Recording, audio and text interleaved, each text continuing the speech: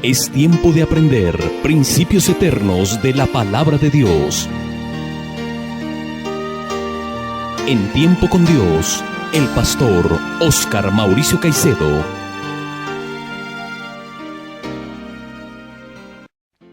Antes de iniciar nuestro estudio en esta mañana, vamos a encomendarnos al Señor en oración. Amado Dios y Padre nuestro, te doy gracias por estos momentos en que nos permites nuevamente, por tu gracia, estar reunidos alrededor de tu palabra para aprender de ti y ser edificados en nuestro espíritu. Te suplico, mi buen Dios, que nos edifiques, que nos enseñes y que nos permitas conocerte día tras día más para amarte y servirte, Señor. Gracias por este nuevo día y gracias, Señor, por nuestros hijos, por nuestras familias y gracias por todo lo que nos das, Señor. Te pedimos que nos des un corazón siempre agradecido por todas las cosas que tú provees para nosotros, mi Señor. Sobre todo, gracias por esta palabra que vamos a recibir hoy, que recibimos diariamente, porque es alimento para nuestra alma y refrigerio para nuestros huesos. En el nombre glorioso de nuestro Señor y Salvador Jesucristo. Amén. Continuamos con el estudio de la carta del apóstol Pablo a los Gálatas. Estamos estudiando el capítulo 1, los versículos 11 hasta el 24. Ya hemos estudiado los versículos 11 al 16. Hoy consideraremos los versículos 17 al 24. Pero cuando agradó a Dios, que me apartó desde el vientre de mi madre, y me llamó por su gracia a revelar a su Hijo en mí, para que yo le predicase entre los gentiles, no consulté enseguida con carne y sangre, ni subí a Jerusalén a los que eran apóstoles antes que yo, sino que fui a Arabia y volví de nuevo a Damasco. Después, pasados 3 años, subí a Jerusalén para ver a Pedro y permanecí con él 15 días. Pero no vi a ningún otro de los apóstoles, sino solo al hermano del Señor. En esto que os escribo, he aquí delante de Dios que no miento. Después fui a las regiones de Siria y de Cilicia, y no era conocido de vista a las iglesias de Judea que eran en Cristo. Solamente oían decir: aquel que en otro tiempo nos perseguía, ahora predica la fe que en otro tiempo asolaba, y glorificaban a Dios en mí. En primer lugar, vamos a considerar los versículos 17 al 20. En estos versículos 17 al 20, Pablo explica que después de su conversión no recibió instrucción de ningún hombre acerca del Evangelio. Solo hasta después de 3 años, para asegurarle a los Gálatas que él recibió el Evangelio directamente del Señor Jesucristo y que él era un apóstol verdadero. Resulta que los maestros judaizantes que estaban introduciendo el falso evangelio en las iglesias de Galacia estaban dudando de la legitimidad del apostolado del apóstol Pablo a los gentiles, poniendo en duda su legítimo llamamiento y apostolado, y por eso Pablo les asegura, poniendo a Dios por testigo, que lo que les dice es verdad, porque él no recibió el evangelio ni el apostolado a los gentiles de segunda mano, ni por voluntad humana, sino directamente con Cristo. Entonces, amables oyentes, lo que Pablo nos asegura en estos versículos 17 al 20 es que él no consultó a los hombres para ser instruido por ellos en el Evangelio, ni ser comisionado por ellos como apóstol, sino que fue directamente el Señor Jesucristo quien se reveló a su vida y le reveló el Evangelio. Noten lo que dice en la parte final del versículo 16. No consulté enseguida con carne y sangre, después de haber recibido el Evangelio, la visión de Dios, el contacto y la conversión con el Señor Jesucristo, él no consultó enseguida con carne y sangre, ni subió a Jerusalén a los que eran apóstoles antes que él, sino que fue a Arabia y volvió de nuevo a Damasco. Después, pasados 3 años, subió a Jerusalén para ver a Pedro y permaneció con él 15 días. Pero dice él que no vio a ningún otro de los apóstoles, sino solo a Jacobo, el hermano del Señor. Y dice, para sellar su testimonio, que él escribió delante de Dios que no miente. Es decir, que lo que él está escribiendo lo escribe delante de Dios y que él no miente. Está prácticamente poniendo a Dios por testigo acerca de su testimonio que es real y verdadero.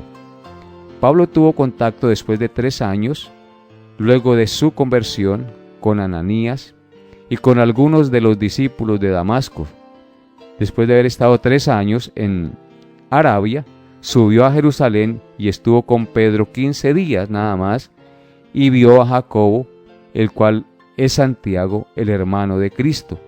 Y dice la Escritura que no vio a ninguno de los demás apóstoles y que lo que él dice es verdad delante de Dios, que él no miente. Vean lo que dice Hechos capítulo 9, versículos 10 al 19.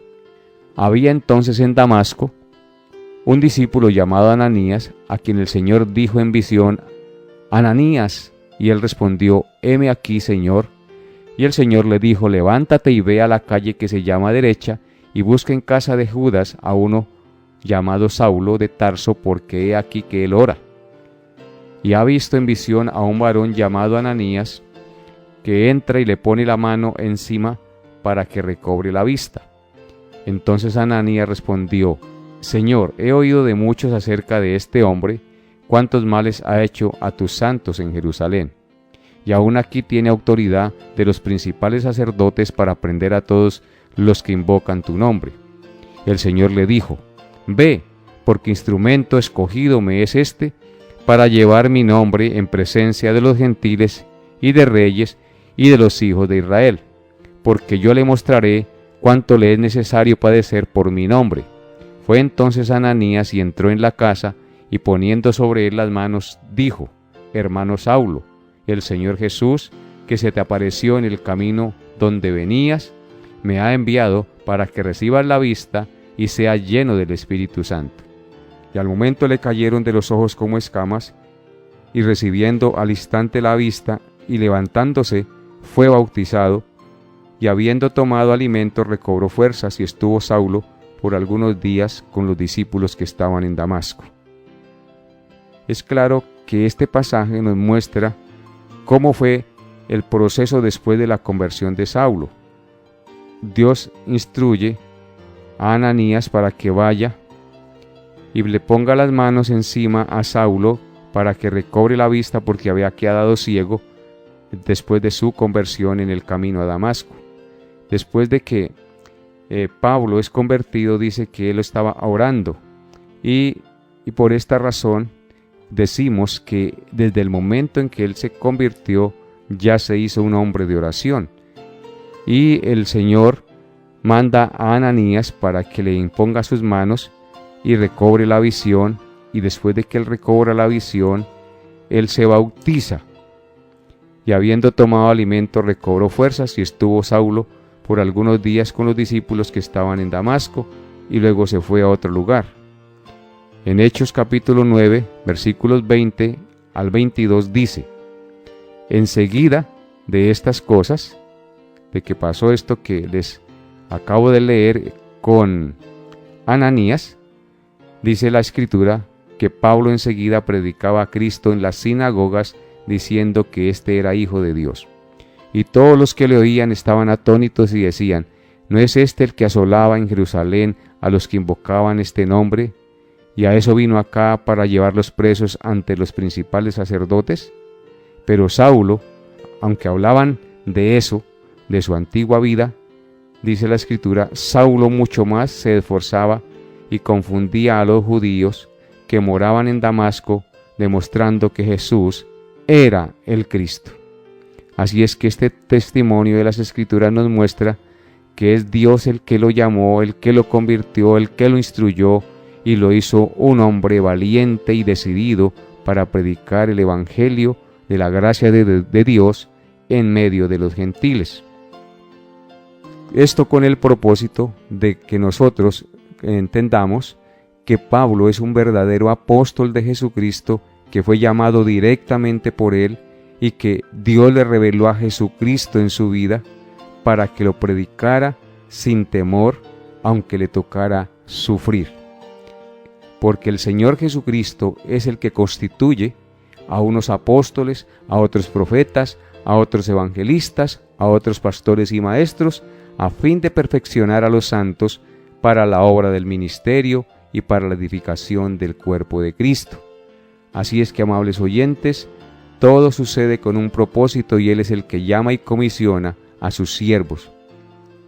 Ahora pasemos a considerar los versículos 21 al 24 del capítulo 1 de Gálatas. Dice así la palabra de Dios. Después fui a las regiones de Siria y de Cilicia, dice Pablo, después de este acontecimiento de los 3 años que estuvo por allá en Arabia, que viene y tiene contacto con Pedro y con Jacobo.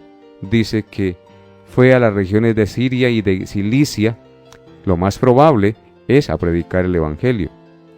Y dice en el verso 22, y no era conocido de vista a las iglesias de Judea que eran en Cristo.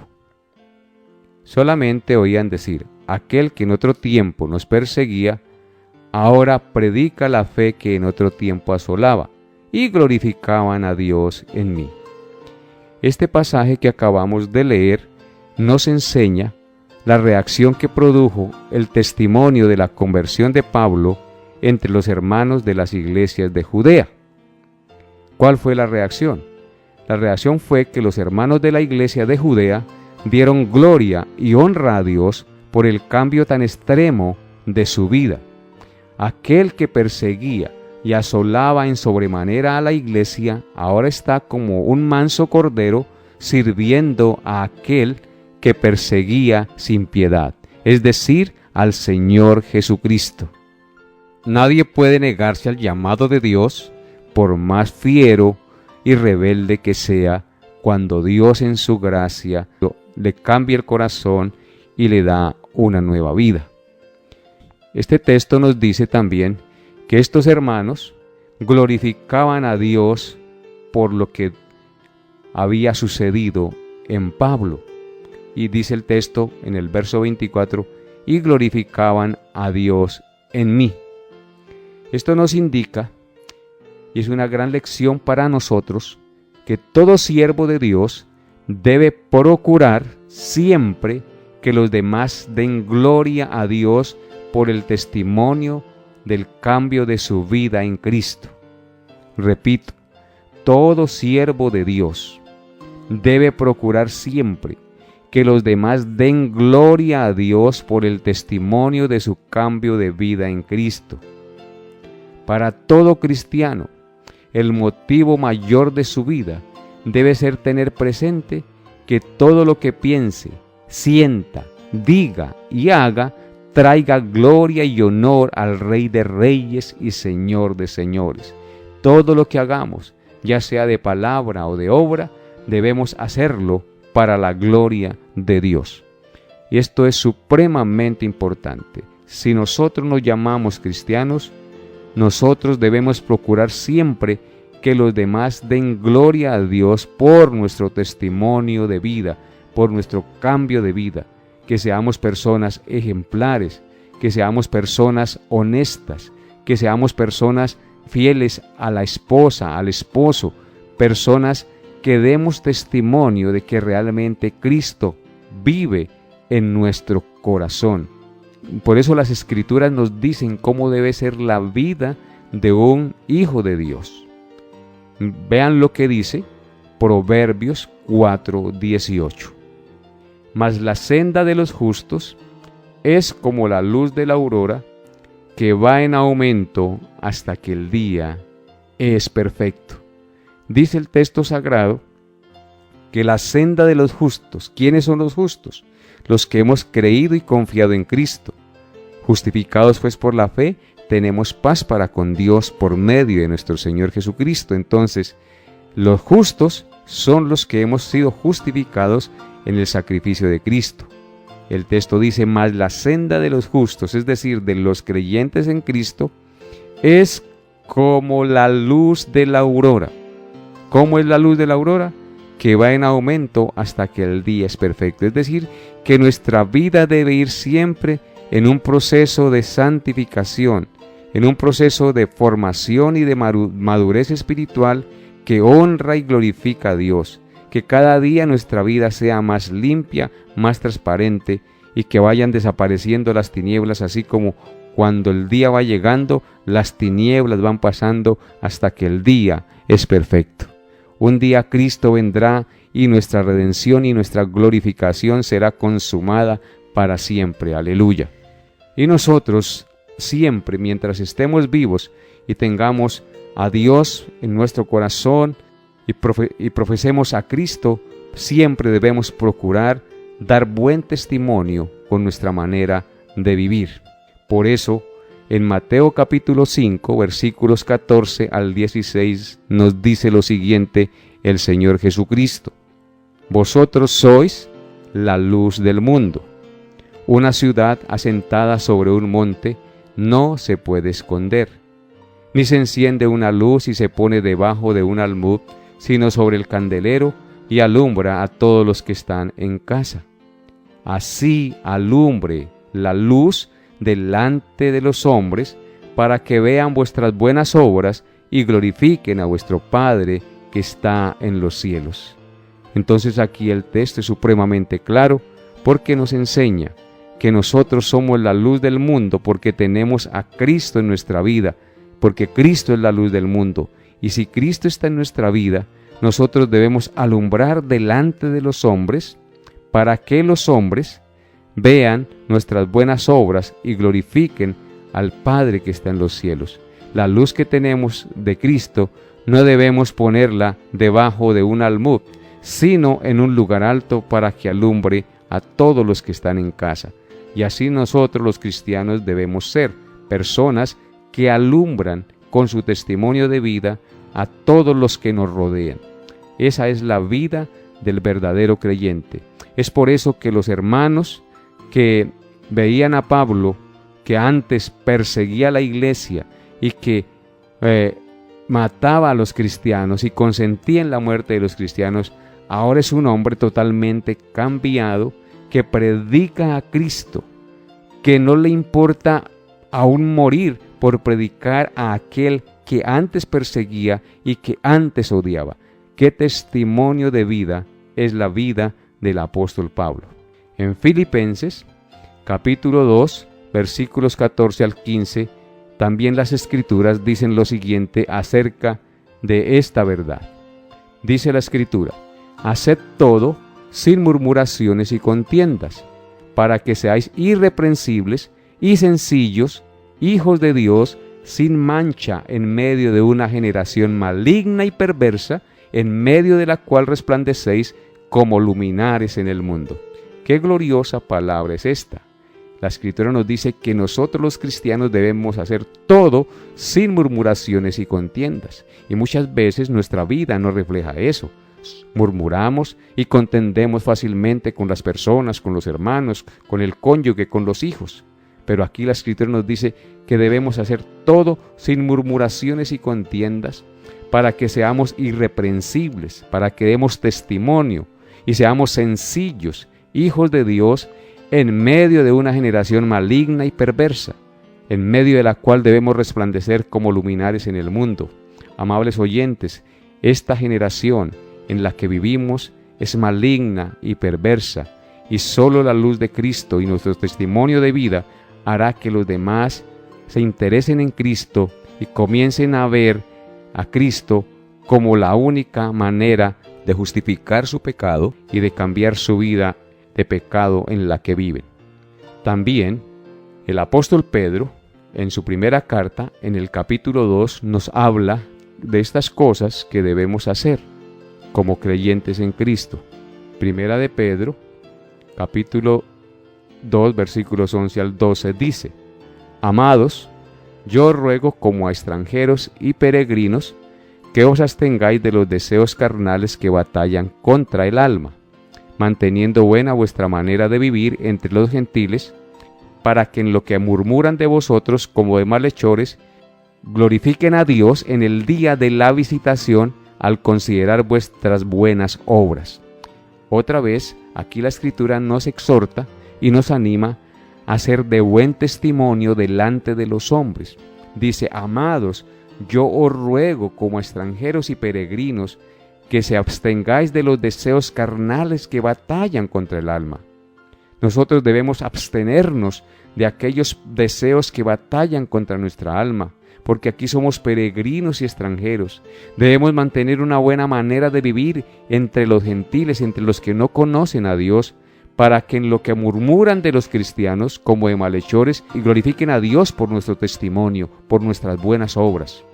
Eso es lo que estamos llamados a hacer como hijos de Dios, a dar testimonio y ser luz en medio de las tinieblas, amables oyentes. Y Santiago, capítulo 1, versículo 26, también nos habla de esta gloriosa verdad, a la cual somos llamados como cristianos. Dice: si alguno se cree religioso, óiganlo bien, si alguno se cree religioso, si alguno se cree cristiano entre vosotros, y no refrena su lengua, sino que engaña su corazón, la religión del tal es vana. Lo que está diciendo el apóstol Santiago aquí es que si alguno dice ser cristiano y no refrena su lengua, es decir, si no da testimonio de vida con sus palabras, porque de la abundancia del corazón habla la boca, sino que en lugar de dar buen testimonio, engaña, dice que la religión del tal es vana, el cristianismo del tal es vano. Nosotros entonces, amables oyentes, debemos dar un excelente testimonio de Jesucristo en nuestras vidas. Cristo nos llamó no para seguir pecando, no para seguir en esa vieja vida, sino para vivir santos y sin mancha delante de Él, para procurar siempre ser la luz y el testimonio en medio de una generación malvada y perversa, en la cual debemos alumbrar como luminares en el mundo, dice la palabra de Dios. Cristo es la luz del mundo, y el que le sigue, dice la palabra, no andará en tinieblas, sino que tendrá la luz de la vida. Y nosotros tenemos la luz de la vida, y por eso debemos brillar como luminares en este mundo con nuestro testimonio de vida, que es el de Cristo Jesús, refrenando nuestra lengua, no siendo chismosos, siendo ejemplo de buenas obras en todas las cosas, para que glorifiquen a nuestro Padre que está en los cielos, para que nuestro Padre sea glorificado en medio de los hombres por nuestra manera de vivir. Amables oyentes, Pablo nos enseña cómo un hombre transformado por el Evangelio es realmente cambiado y da testimonio de vida. El mismo Pablo escribió: si alguna persona está en Cristo, nueva criatura es, las cosas viejas pasaron, he aquí, todas son hechas nuevas. Si usted realmente ha creído en Cristo, su vida tiene que cambiar, tiene que dar evidencia de que eres un hijo de Dios a través de su testimonio de vida. Amable oyente, espero que estas palabras hayan sido de mucha bendición para su vida y usted sea motivado por la palabra de Dios a imitar a aquellos siervos de las Sagradas Escrituras que dejaron su testimonio plasmado allí, no para que imitemos lo malo, sino para que imitemos lo bueno de ellos, siendo nuestro principal ejemplo de vida el Señor Jesucristo cuando estuvo en este mundo. Dios les bendiga y les llene de su gracia. Bendiciones a todos. Hemos llegado a la parte final de Tiempo con Dios. Agradecemos su fiel sintonía y deseamos que la paz de Dios, que sobrepasa todo entendimiento, guarde sus pensamientos y corazones en Cristo Jesús. Les esperamos en nuestra próxima emisión para tener un tiempo con Dios.